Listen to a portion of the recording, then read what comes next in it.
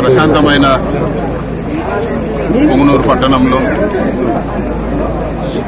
9 రోజుల ముందు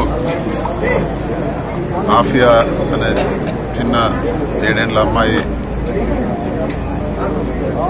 మిస్సింగ్ అవడము, దాని తర్వాత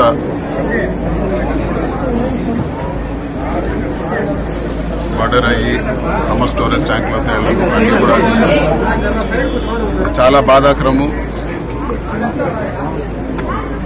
జగన్మోహన్ రెడ్డి గారు వచ్చి కుటుంబాన్ని పరామర్శించి న్యాయం కోరతానని చెప్పిన 2వ రోజే మంత్రులందరూ కూడా రావడము, కేసు కూడా కొలికి రావడము, ఇవన్నీ కూడా మనం చూస్తా ఉన్నాము. ఇదే ఇంట్రెస్ట్ మొదటి రోజే ఉండింటే బహుశా పాప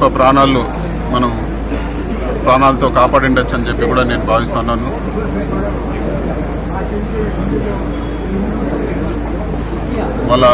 ఆ పాప వాళ్ళ తండ్రి ఉన్నారు, వాళ్ళ కుటుంబానికి కూడా అన్ని విధాల సహకారం ఉంటాము. జగన్మోహన్ రెడ్డి గారు కూడా కేసు కొలికి వచ్చినంత వలన మేము ఆయన్ని పర్యటన వాయిదా వేసుకోమని చెప్పి నేను కూడా రిక్వెస్ట్ చేయడం జరిగింది. వైఎస్ఆర్ కాంగ్రెస్ పార్టీ తరఫున వాళ్ళ కుటుంబానికి అన్ని విధాలా మేము అండగా ఉంటాము. అదేవిధంగా మేము కోరుకునేది ఒకటే, ఈ కేసులు ఇంకా కూడా లోతుగా దర్యాప్తు చేసి వీళ్ళందరికీ కూడా కఠిన శిక్ష విధించాలని చెప్పి కూడా మేము కోరుతున్నాము. ఖచ్చితంగా వీళ్ళకు ఉరిశిక్ష పడే విధంగా చర్యలు తీసుకోవాలి.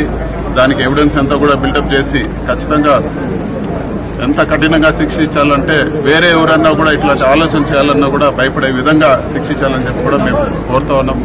అదేవిధంగా ప్రభుత్వం సకాలంలో స్పందించాలని చెప్పి కూడా ఇట్లాంటి ఇన్సిడెంట్స్ జరిగినప్పుడు సకాలంలో స్పందించాలా, ఇవి ప్రివెంట్ చేసే విధంగా కూడా వ్యవహరించాలని చెప్పి కూడా మేము కోరుతాను. కర్నూలులో ఒకటి జరిగింది, ఈరోజు పొంగనూరులో జరిగింది, నిన్న వైఎస్ఆర్సీపీ కార్యకర్త ఒకరు మర్డర్ అవడం జరిగింది. ఇలాంటివన్నీ గవర్నెన్స్ పైన దృష్టి పెట్టాలా ప్రభుత్వం అని చెప్పి కూడా మేము కోరుతా ఉన్నాము. అంతేగాని పనికిరాని విషయాలపైన దృష్టి పెట్టి ప్రజలకు ఉపయోగం లేని విషయాలపైన దృష్టి పెట్టకుండా ప్రజలకు ఏదైతే ప్రభుత్వం ఒక భరోసా కల్పించాలో దానిపైన దృష్టి పెట్టాలని చెప్పి కూడా మేము కోరుతా ఉన్నాము. దీంట్లో పాలిటిక్స్ కి ఎటువంటి తావు లేదు. అందరూ కూడా చాలా బాధాకరమైన విషయము. ఊరందరూ కూడా ఆ పాప మిస్సింగ్ అయినప్పుడు కానీ చనిపోయిందని తెలిసినప్పుడు కానీ అందరూ కూడా చాలా బాధపడ్డారు. సో దీంట్లో ఎటువంటి రాజకీయాలు కూడా తావలేదు. అదేవిధంగా ఈ ఫ్యామిలీకి ఒక ఎంపీ ఎమ్మెల్యేగా మేమందరూ కూడా ఖచ్చితంగా వాళ్ళకి ఎప్పుడు కూడా అండగా ఉంటాము. ఈ కేసు ఒక లాజికల్ ఎండ్కి వచ్చి ఖచ్చితంగా వాళ్ళకు కఠినమైన శిక్ష పడే వరకు కూడా మేము ఖచ్చితంగా ఫాలోఅప్ చేస్తామని కూడా నేను తెలియజేస్తాను.